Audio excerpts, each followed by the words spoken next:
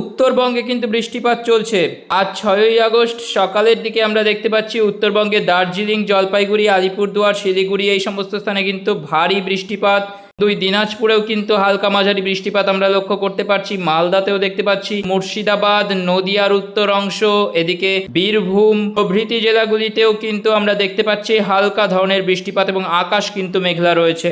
সকাল 11টা নাগাদ আমরা দেখতে পাচ্ছি যে হালকা ধরনের বৃষ্টিপাত সমস্ত দক্ষিণবঙ্গে, পশ্চিমবঙ্গের ক্ষেত্রে এবং উত্তরবঙ্গের শিলিগুড়ি, এদিকে দার্জিলিং, জলপাইগুড়ি এই সমস্ত স্থানে কিন্তু ভারী বৃষ্টিপাত সকাল 11টাতেও আমরা লক্ষ্য করতে পারছি। এবং বাংলাদেশেও আমরা দেখতে পাচ্ছি যে উত্তরে রংপুর, কালাই, রাজশাহী, ময়মনসিংহ, ঢাকা এবং একেবারে দক্ষিণে খুলনা, বরিশাল, কলাপাড়া, চট্টগ্রাম, মহেশখালীতেও কিন্তু হালকা মাঝারি বৃষ্টিপাতের সম্ভাবনা রয়েছে। দুপুর দুটোতেও কিন্তু মাঝারি ধরনের বৃষ্টিপাত সম্পূর্ণ পশ্চিমবঙ্গ জুড়ে আমরা দেখতে পাচ্ছি।